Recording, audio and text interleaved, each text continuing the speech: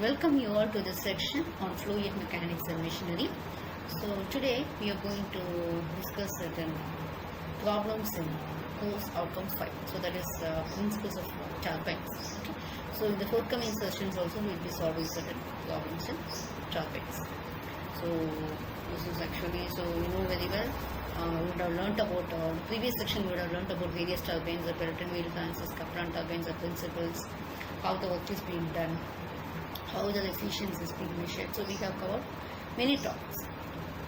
Okay, so today we are going to start with some Pelletin wheel turbine problems. These will be some basic problems and some complex problems will be discussed in the forthcoming sections. Now shall we move on to the topic? Yes.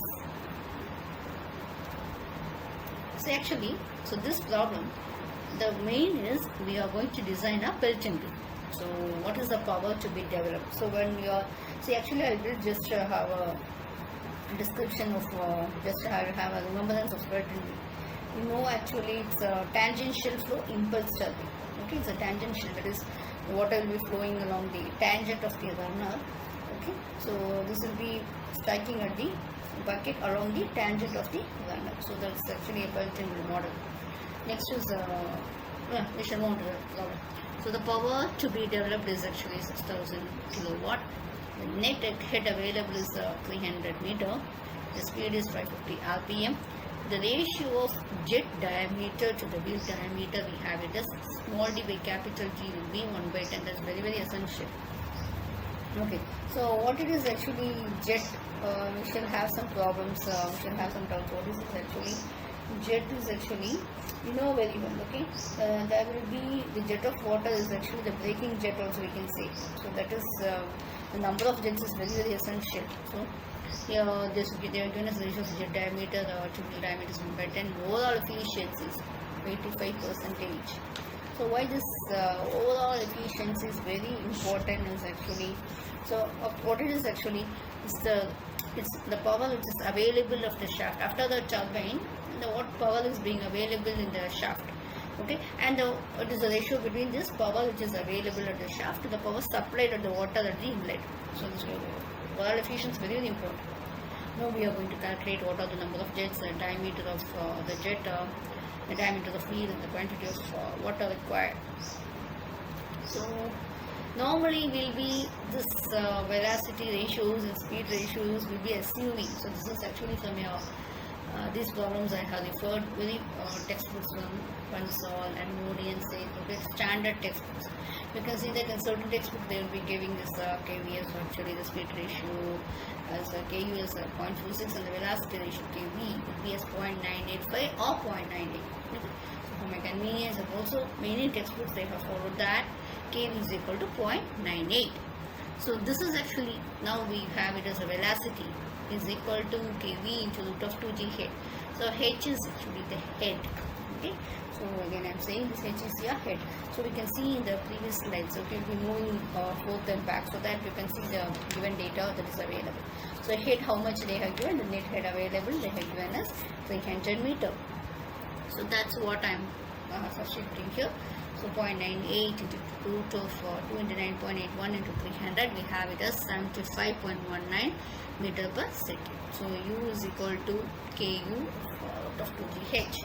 So that is your wheel velocity. So how much you are getting is, this is actually the velocity of the wheel is equal to 35.29 meter per second. So the efficiency, overall efficiency we get it as P by W QH. We know that we will P with the hours and W 100810.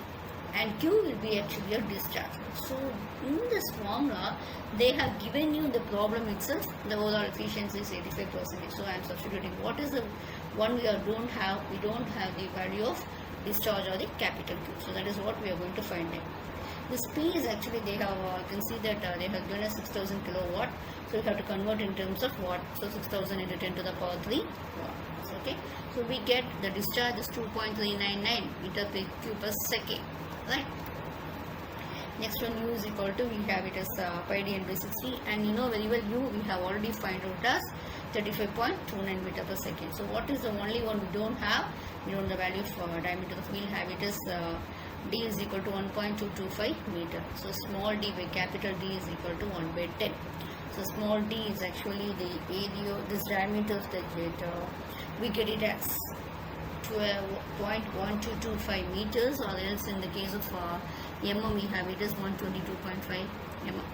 And area of the jet, since we do have a diameter, we can calculate this area of jet. Okay, so area is equal to pi by 4 d square. And we already have the discharge. Okay, so we have to calculate the total jet area, how much we have to calculate. So we have the volume, we have the this actually Q by V. So this we have found out in the previous sections. This is what we saw. Okay, velocity is 75.19 meter per second. I am substituting and getting the value as 0.0319. So number of jets required is equal to 0.0319 divided by 0.0118. Okay, so 0.0118 is equal to, so we have this value, we get it as 2.7, which is equal to 3. Okay. So this will be 3 jets will be required. So this is actually a verification step. If you want, you can do this. We are checking that whether the problem d by d is, we get it as 1 by 10. We are substituting and we will get the value d by d will be 1 by 10.52, which is close to the given value. Okay. So this one problem we have designed a Pelton wheel turbine. Next one. Another problem in Pelton wheel. Today, these two problems we are going to discuss in Pelton wheel. So Pelton wheel is having a mean bucket speed of actually 12 meters per second, and it is supplied with the water at a rate of 750 liters per second. They have given. Okay, please carry on. Under the head of 35 meters, let's head is 35 meters. So the bucket deflects the jet to an angle of 160 degrees. Okay. So what you have to find actually the power developed by the turbine and also the hydraulic efficiency. The hydraulic efficiency is very, very important, isn't it?